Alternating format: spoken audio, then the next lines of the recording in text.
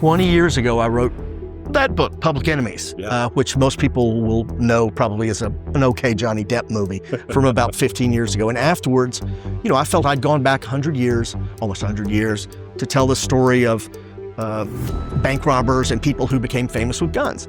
And it was only natural at that point to kind of glance back to the only period of American history where that had happened before, and that was the Old West. So it took me 12, 13 years to come up with what I thought was a story that would weave together all the stories Billy the Kid, Jesse James, John Wesley Hardin, and the first part of that process was just establishing that I was going to tell the story of what I'm going to call the gunfighter era from 1865 to 1901. Ready to roll? Yep. All right. Real Texan. Why should this matter to real Texans?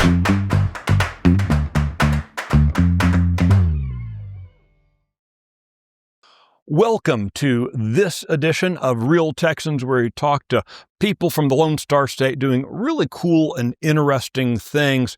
And no one is more cool, in my mind, this summer than Bryan Burrough, accomplished author, pretty interesting fellow generally, but you have written a couple of now my favorite books, including this newest book, The Gunfighters. Talk about that. But thank you, Bryan, so much for sitting down today. My pleasure. I'm flattered you would call. So, just kind of get the bio stuff out of the way real quick before I completely nerd out about your writing, which will annoy some number of people, but that's okay. Originally, you weren't born in Texas. No, that's one of my great secrets is I didn't get here till I was 7. Yeah. But that's okay. You spent most of your formative years in Temple. Right. Thanks to your dad's work and other things. You ended up spending most of your formative years in Temple.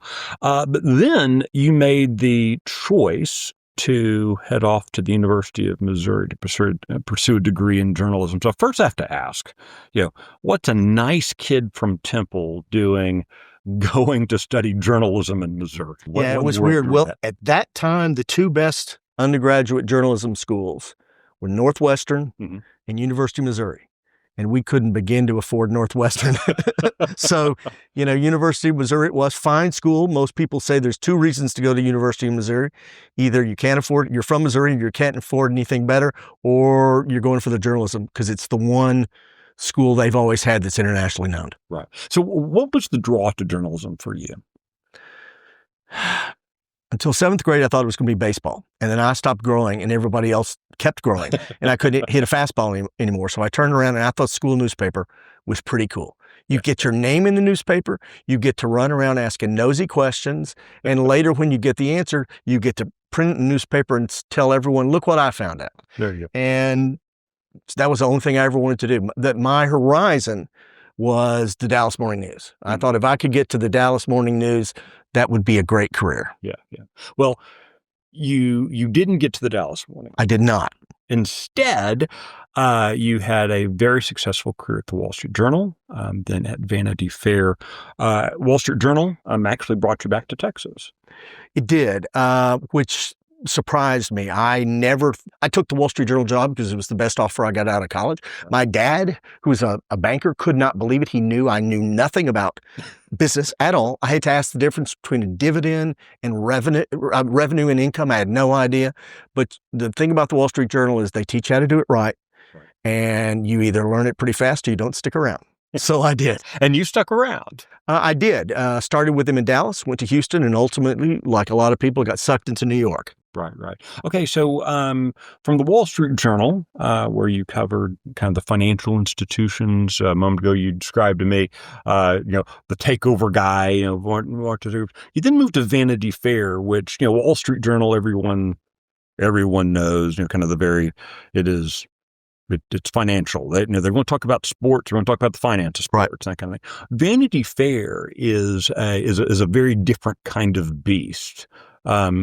How did that work for you as a writer, moving from Wall Street Journal to Vanity Fair? Well, it was easy in that Vanity Fair publishes one type of story, which is long form, which is 8,000 to 12,000 words. Typically, their beat is international fashion, the jet set, Hollywood, money, and politics. And the one thing that they all have in common is lots of money. I was good writing about money. I understood it. I was comfortable with it. And so whether it was someone embezzling $10 billion in Tokyo or something happening in Paris, or the collapse of a Hollywood studio, they would throw me at it. And so I got to see, for a kid from a small town in Texas, I got to see a lot of the world, which was fun. Yeah. Okay. So, what then kind of was writing books something that you had in the back of your head that I've got the great American novel, I've got a nonfiction book? Does that mean in the back of your head, or did your first book kind of emerge out of and surprise you? It was in the back of the head. Yeah. I didn't go into journalism because of any great love of newspapers. Mm-hmm. I went into it because of love of nonfiction books. I started off with what's now called true crime, reading Truman Capote in Cold Blood, Tommy Thompson's great books, one called Blood and Money about Houston, the other called Serpentine, and that made me want to try it someday. And when Buddy and I, a peer and I at the Wall Street Journal were covering the largest takeover fight in history. Afterwards, the publishers came out and said, "You want to try to write a book?" I was 27, but I was game. I was like, "I'll try it." Yeah. And, lo and behold, what's the worst that can happen? We ended up with a #1 bestseller. Yeah. Okay. So, I don't want to unfairly characterize the style of Bryan, because you've now written several books that I just greatly enjoy and recommend, including Gunfighters, which we'll get to in a second. But you, when you think about a book, you think of, this is, there's a lot of myth making with books, right? We're going to extol the myth of this thing or that thing, that kind of. Instead, you're very much a reality guy, and that your books, sometimes, people get a little upset because there's an image that we've all crafted culturally in our head, either a person or an instant. And a lot of times, whether talking about Big Rich, again, another fantastic of yours, Public Enemies, now Gunfighters, you'll take these instances that maybe we've mythologized, right? You're going to pull back the truth. Forget the Alamo, another book, where you're going to look at the facts. You're going to look at reality, even if it's inconvenient. Was that something you just kind of felt drawn to, or is that kind of recommended to you? How did that style come to you? Wall Street Journal. Straight up Wall Street Journal, kind of a just the facts ma'am approach. Mm-hmm. At its most boring, it's just the facts. But look, there's also an aspect of reputation, meaning if I'm going to take a swing at a field of learning, at a new subject, I've got to be at least seen to be trying to reset the field, to reinvigorate. So that's what we're doing with Gunfighters, with a lot of these stories, certainly with Public Enemies, with Big Rich. The general outlines of the story are known, and what on both of these, I was able to get access to a lot of new information and basically retell the story in a more factual way. That's the goal. Right. And yes, sometimes there will be traditionalists who are less than thrilled, and I'm always happy to have that discussion with folks. Okay, so I think the thing that both, certainly with Big Rich, now with Gunfighters, you've done, is, again, in a very straightforward, just the facts kind of way, you do manage to weave through the relationships that aren't always apparent when we kind of look at a dry read of history. Right. With Gunfighters. So first, I'm just about Gunfighters. At what point did you know you were going to write a book about Gunfighters? When did you kind of start in? When did that notion hit you? 20 years ago, I wrote that book, Public Enemies, which most people will know probably as an okay Johnny Depp movie from about 15 years ago. And afterwards, I felt I'd gone back almost 100 years, to tell the story of bank robbers and people who became famous with guns. And it was only natural at that point to kind of glance back to the only period of American history where that had happened before, and that was the Old West. And so I proposed to my editor, same editor I have today, "Hey, I want to go do Gunfighters." He was like, "What's the story?" I'm like, "Well, I don't really know. It's a bunch of different guys." He's like, "How about you figure out what the story is before we say yes?" So it took me 13 years to come up with what I thought was a story that would weave together all the stories Billy the Kid, Jesse James, John Wesley Hardin, with the stories of perhaps some next tier gunfighters that you don't know. And the first part of that process was just establishing that I was going to tell the story of what I'm going to call the gunfighter era from 1865 to 1901. I admitted this to you beforehand, and I will admit it now to my friends here, that when I saw your book coming out, the title grabbed me. Oh, Gunfighters. Yeah, I'm a gun guy. I absolutely am going to read that. But then the subtitle, How Texas Made the West Wild, I thought, oh, what a flimsy premise this is. There's, like I'm the most Texan of Texans, cut me and I bleed the Lone Star flag. Texas, but that seemed like a stretch. So my head, I thought, okay, I'll pre-order it on my device to download, and I'll read. I've got a flight that day. I'll read the chapter or two, and I'll be done with it because he can't make this case. Your writing stole a week from me. I could not put down your book. I was stealing time everywhere I could. You not only made the case, but you made the case in a really unique way. Again, talking about these relationships and the tie that Texas had, particularly. And I've asserted this.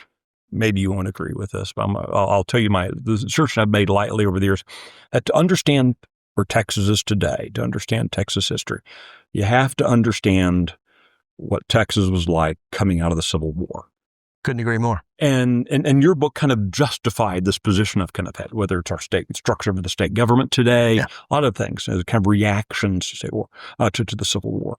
And you make the argument that a lot of these gunfighters come out of I think you call it the honor culture of the South. Explain that a little bit. Well, to understand, the first thing that I had to deal with was, okay, all these gunfighters were at large during the same 35-year period. Right. It didn't happen anywhere else in the world. It happened here, and we're still talking about them 150 years later.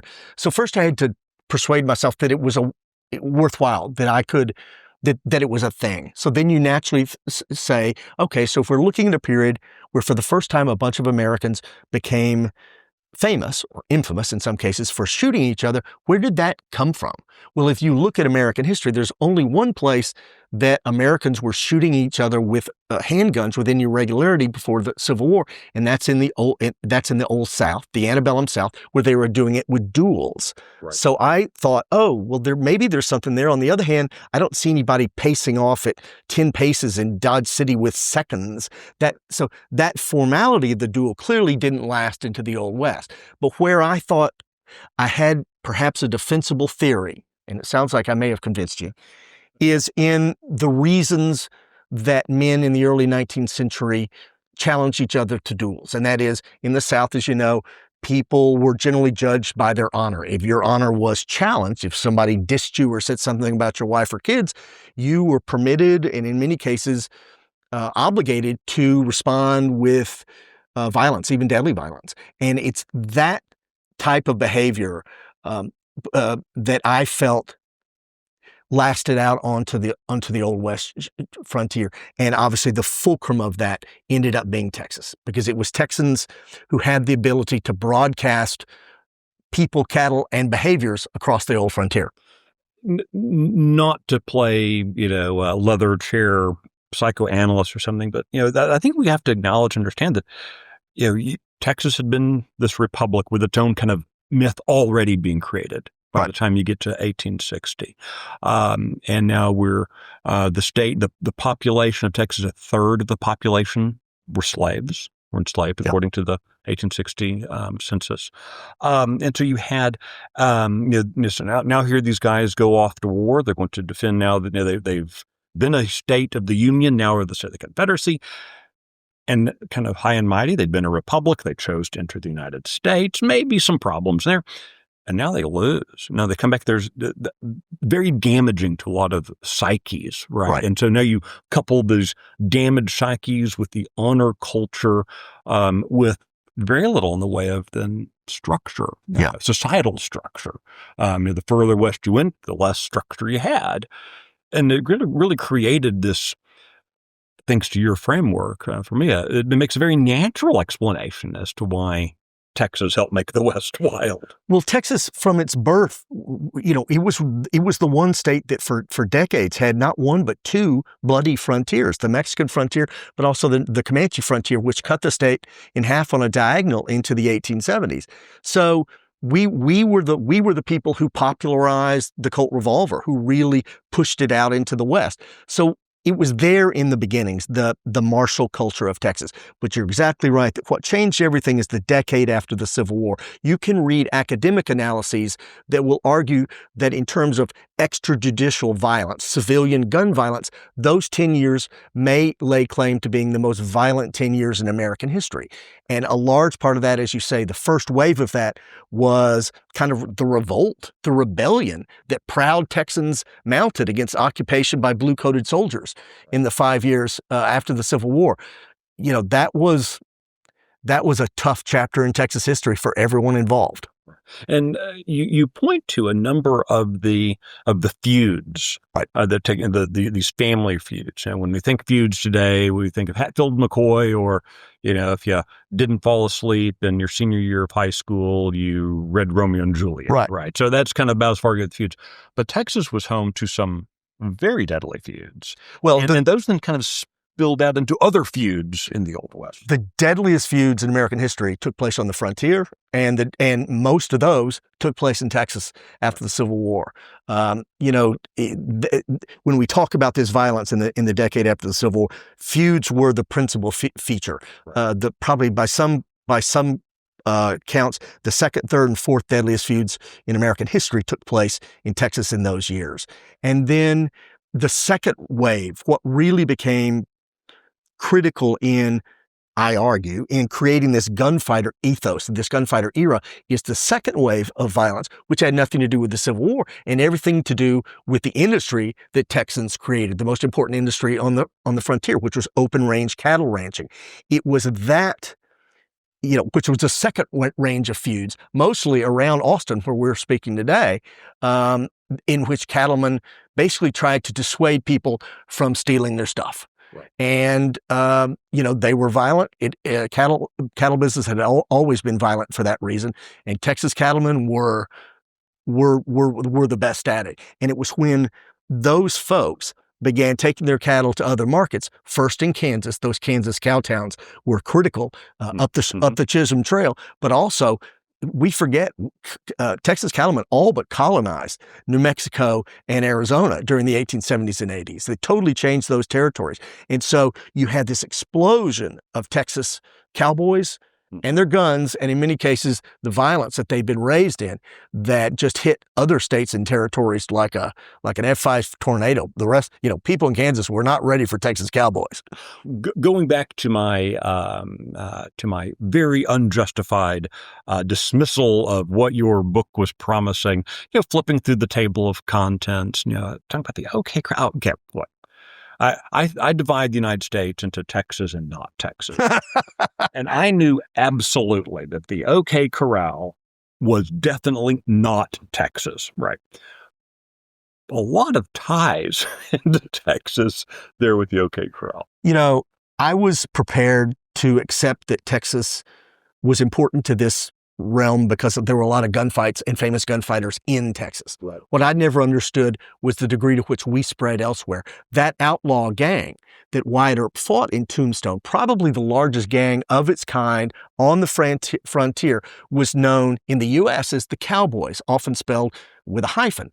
But below the border, in Mexico, where they raided to steal cattle, they were known as the Tejanos, because so many of them were from Texas, beginning with the two leaders. Curly Bill Bresnahan was Curly Bill Brocious. His actual name was probably Bresnahan, came out of Texas. We don't know where he's from, but we know that he first became a thing in Texas. Right. And you just find that in state after state after state. You go and you study these important gunfights, and on one side of almost all of them is a Texan. And so I realized I was onto something. I wasn't quite sure for the longest time what it was. Right. So, thinking of these folks that you profile, folks, the stories that you tell, were there any that stood out to you either from, I'm thinking particularly of like Wild Bill Hickok, who we even today we have this this bigger than life image of, but in reality some of that was a very manufactured image that he then kind of grew into, I think is the way you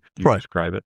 But were there other individuals you profiled, other individuals you came across that surprised you from the myth versus the reality, or how maybe the myth is nearly as good as the reality in some cases? Why you can generalize about the behaviors that led to a lot of this gunfighter violence, male honor, standing up for yourself, getting your cattle back. What's cool is that every individual gunfighter is different. Like there's no type. Hickok, for once, who is the first nationally known gunfighter, in part because he takes part in the first nationally recognized gunfight in 1865 in Southwest Missouri. Right. He becomes famous because a guy writes an article in an Eastern newspaper and swears that Wild Bill Hickok has killed easily over 100 men. The actual number, according to research, would appear to be 2. So from the beginning, what Hickok's biographers have proven but never come out and say is that Wild Bill Hickok was a Titanic fraud. And if the story stopped there, that would be kind of interesting. But what's cool is that after that article, he begins to get jobs as a marshal. And he becomes a noted gunman and marshal in his own right. I mean, when he is killed in Deadwood, 15 years later, he's no longer a joke. He's not who he used to be. But, so many of them just have stories that don't make it into the movies. Let's say Wyatt Earp. I never realized until I wrote this that in all the years that he was a sheriff or a marshal on the frontier, he was also an escaped federal prisoner, that he had escaped from a federal. I had never read that until you led with that. You had it early in the book and then you later explained. And yet, incredibly fascinating. He started his career as a pimp back in Illinois. And so, yes, you may be thinking, okay, Burrough, great. You're going to tear down Wyatt Earp. And I'm not, because I think Wyatt Earp is the most upright of all the old gunfighters. He is the moral center of the story. Yeah. Well, and I think part of the case that you cite, several people note in this, that, even the cowboys, the bad guys, this organized crime, the Tejanos, these were guys who would, they took care of their families. They, would pay their bar tab, and we try to make everyone a black hat or a white hat. That's how movies work. That's how telling a good story works. And yet you've managed to both now in a number of books show that now, but people are three-dimensional beings, even, Curly Bill and some of these other, who we now view as the villain. Well, they were still someone's son, someone's. Don't you find that that's the way it is in real life? That everyone does some really smart things and some really stupid things, and I just have always found that's the way people are. And so, that's a lot of these gunslingers. Look, you probably wouldn't want them to babysit your kids, right, but it's not like even the worst of them didn't have redeeming characteristics.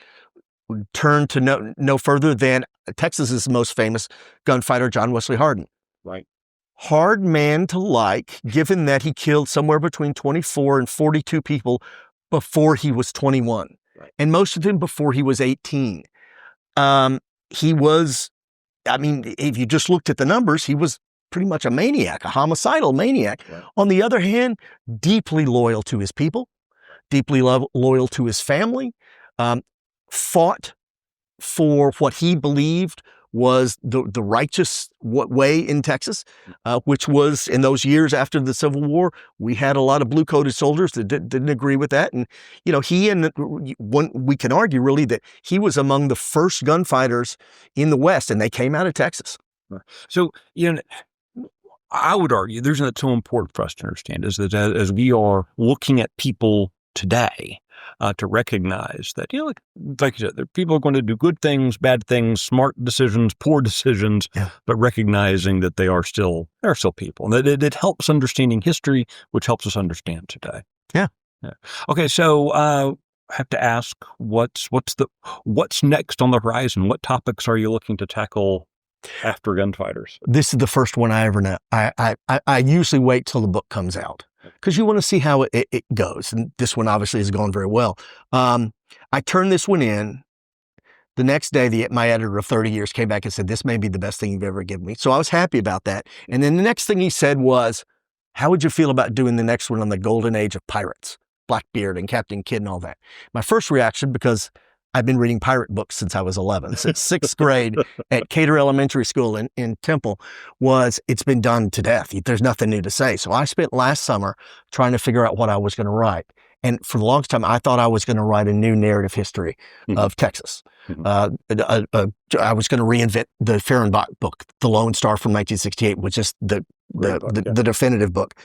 And in the end, I kind of realized my heart wasn't in it. I didn't feel like I could write a better book. And my wife said, honey, you're 63. What would be fun for you? And I was like, I'm doing pirates. So outstanding. Yeah. I'm looking, and I guess that gives you an excuse to go sit on beaches and ponder the pirate life. That's exactly what I'm thinking. Yes, that's where the serious work will be done. The book is Gunfighter. Hope folks pick it up. It's literally now my favorite Texas book. And Bryan Burrough, thank you for your time. I appreciate you. It's an honor to be here. Thank you so much. And thank you for joining us. Have a great day.